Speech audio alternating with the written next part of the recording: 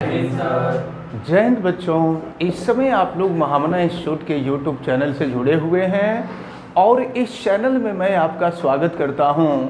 आज हम लोग क्लास 10th फिजिक्स हिंदी माध्यम फर्स्ट चैप्टर प्रकाश का परावर्तन एवं अपवर्तन के अंतर्गत पेज 194 पर जो क्वेश्चन दिए गए हैं उन क्वेश्चंस का हम लोग अध्ययन करने जा रहे हैं।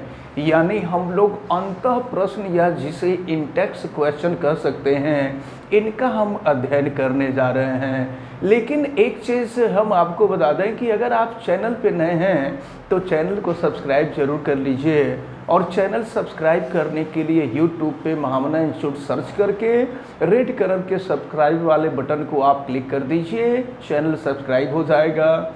अगर किसी प्रकार की कोई दिक्कत समझ में आती है तो आप हमें कमेंट करके बतावें। वीडियो को मैक्सिमम स्टूडेंट तक शेयर करें ताकि मैक्सिमम स्टूडेंट इसका बेनिफिट ले सकें और वीडियो को आप लाइक ज़रूर करें। तो चलिए शुरू करते हैं पेज 194 के क्वेश्चन। फर्स्ट क्वेश्चन आपको दिया हुआ है, प्रश्न नंबर 1। वायु में गमन करती प्रकाश की किरण जल में तिरछे प्रवेश करती है।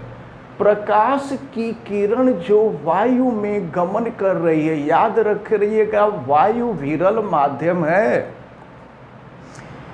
क्या प्रकाश किरण अभिलंब की ओर झुकेगी अथवा अभिलंब से दूर हटेगी? बताइए क्यों। प्रश्न में आपसे ये कहा जा रहा है कि प्रकाश की किरण वायु, देखें ऊपर का जो माध्यम है ये वायु है। प्रकाश की किरण वायु में गमन करते हुए यानी वायु में गति कर रही है और वायु में गमन करते हुए तिरछे जल में प्रवेश करती है। तो आपसे पूछा जा रहा है ये अभिलंब है, तो अपवर्तन के पश्चात प्रकाश की किरण अभिलंब की तरफ झुकेगी या दूर जाएगी? तो जैसा कि आपको पता है प्रकाश की किरण वायु से जल में जा रही है। वायु का घनत्व कम होता है, जल का घनत्व ज़्यादा होता है। यानी वायु विरल माध्यम है और जल सघन माध्यम है। और आपको पता है कि जब प्रकाश की किरण विरल माध्यम से सघन माध्यम में जाती है तो अभिलंब के तरफ झुक जाती है। ये पहले प्रश्न का जवाब रहा। यानी अपवर्तन के पश्चात प्रकाश की किरण अभिलंब के तरफ झुक जाएगी। अब हम लोग दूसरे क्वेश्चन को देखते हैं। ये तो क्वेश्चन नंबर 1 था। क्वेश्चन नंबर 2 में क्या दिया है? प्रकाश वायु से 1.50 अपवर्तनांक की कांच की प्लेट में प्रवेश करता है। कांच के प्लेट का अपवर्तनांक को हम स्मॉल n से प्रदर्शित करते हैं और यह अपवर्तनांक आपको 1.50 दिया हुआ है। तो कह रहा है कांच में प्रकाश की चाल क्या होगी? तो कांच में प्रकाश की चाल को हम भी मान लेते हैं। भी की वैल्यू आपसे पूछी जा रही है।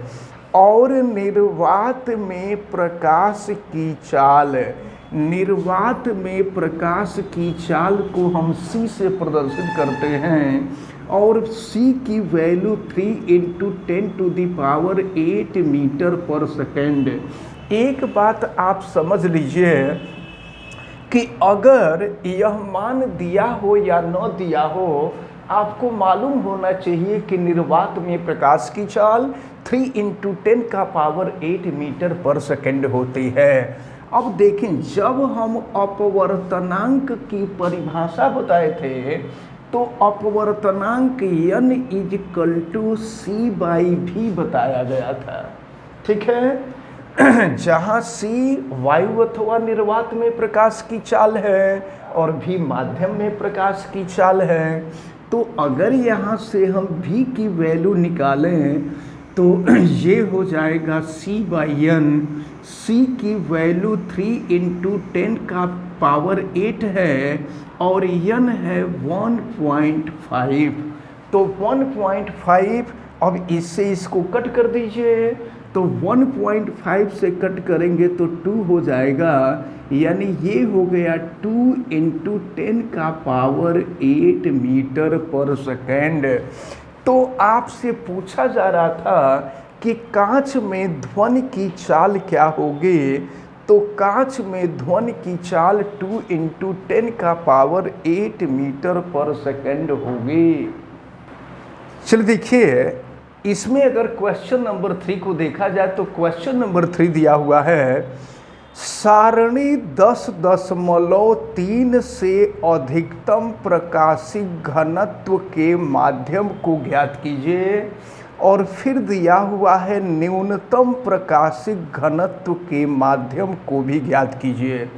तो इसके लिए आपको सारणी 10.3 देखनी होगी और सारणी 10.3 देख करके आपको जवाब देना होगा। लेकिन एक बात मैं आपको बता दूं कि जिस पदार्थ का अपवर्तनांक कम होता है उसका घनत्व भी कम होता है, और जिसका घनत्व कम होता है उसमें प्रकाश की चाल अधिक होती है, और जिस पदार्थ का अपवर्तनांक सबसे अधिक होता है उसका घनत्व भी सबसे अधिक होता है, और उसमें प्रकाश की चाल सबसे कम होती है। ये सारणी देख करके इस स्टेटमेंट के आधार पर आप आंसर निकाल लीजिएगा। इसी तरह से क्वेश्चन नंबर 4 भी दिया हुआ है, और क्वेश्चन नंबर 4 में दिया हुआ है कि आपको केरोसिन जिसको मिट्टी का तेल कहते हैं, तारपीन का तेल तथा जल दिए गए हैं। केवल यहाँ 3 पदार्थों की बात हो रही है। इनमें से किसमें प्रकाश सबसे अधिक तीव्र गति से चलता है? सारणी 10.3 में दिए गए आंकड़ों का उपयोग कीजिए। तो आप आंकड़े का उपयोग कीजिएगा, लेकिन केवल हमारी बात सुन लीजिए। जिसका घनत्व सबसे कम होगा उसका अपवर्तनांक सबसे कम होगा, और जिसका अपवर्तनांक सबसे कम होगा उसमें प्रकाश की चाल सबसे अधिक होगी।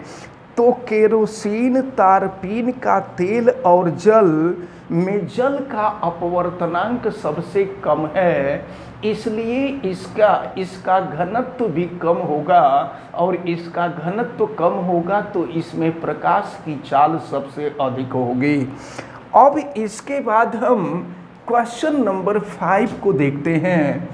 क्वेश्चन नंबर 5 में दिया हुआ है हीरे का अपवर्तनांक। तो अपवर्तनांक को तो हम लोग स्मॉल n से प्रदर्शित करते हैं। हीरे का अपवर्तनांक 2.42 है।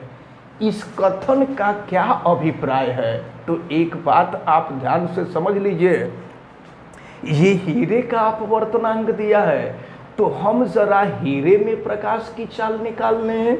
निर्वात में प्रकाश की चाल, निर्वात या वायु में प्रकाश की चाल को तो हम C से प्रदर्शित करते हैं, और C की वैल्यू आपको मालूम है 3 × 10⁸ मीटर/सेकेंड। और हम हीरे में प्रकाश की चाल को भी मान लेते हैं और V की वैल्यू ज्ञात करते हैं। तो आपने देखा फार्मूला n = C/V होता है। यहाँ से हम V की वैल्यू अगर निकालें तो ये हो जाएगा C/n, और C है 3 × 10⁸, और n की वैल्यू है 2.42। अगर इसको हम सॉल्व कर रहे हैं तो सॉल्व करें, देखिए ऊपर नीचे हम 100 से गुणा कर देते हैं। तो ऊपर 100 से गुणा करेंगे, ये 300 हो जाएगा, और ये हो जाएगा 242, और ये 10⁸ हो गया। अब आप इसको चाहें तो कट भी कर सकते हैं।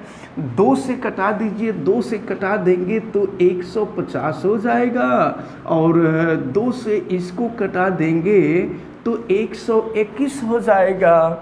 अब 150 में 121 से आपको भाग दे देना है।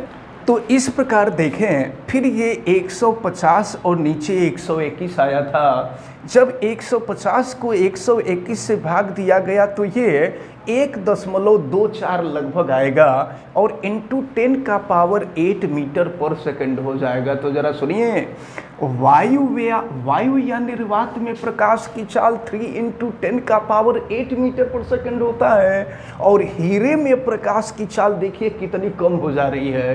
तो इसका कारण यही है। अब देखिए, प्रश्न में यही कहा गया था कि हीरे का अपवर्तनांक 2.42 है। इस कथन का क्या अभिप्राय है, मतलब इसका क्या मतलब है? तो इसका मतलब यही है कि हीरे का अपवर्तनांक बहुत अधिक होता है, अर्थात इसका घनत्व बहुत अधिक होता है, और घनत्व अधिक होने के वजह से इसमें प्रकाश की चाल बहुत ही कम होती है, और यह 1.24 गुणे 10⁸ मीटर प्रति सेकंड के इक्वल है। तो आज जितनी भी बातें आपको बताई गई है, हमें उम्मीद है कि सब अच्छी तरह से समझ में आई होंगी। इसको आप अच्छी तरह से तैयार कीजिए, आप बेल आइकन को भी प्रेस कीजिए, और अगर किसी प्रकार की कोई दिक्कत समझ में आती है तो आप हमें कमेंट करके बताएं भी, और वीडियो को मैक्सिमम स्टूडेंट तक आप शेयर भी करें ताकि मैक्सिमम स्टूडेंट इसका बेनिफिट ले सकें। अगर कभी किसी प्रकार की कोई दिक्कत समझ में आती है तो कमेंट करके तो आप बताएंगे ही, और अगर चैनल पे आप नए हैं तो चैनल को सब्सक्राइब कर लीजिए। चैनल सब्सक्राइब करने के लिए यूट्यूब पे महावना इंस्टीट्यूट सर्च कीजिए और रेड कलर के सब्सक्राइब वाले बटन को क्लिक कर दीजिए, और वीडियो को लाइक आप ज़रूर करें। आप सभी लोगों का बहुत बहुत धन्यवाद। जय हिंद।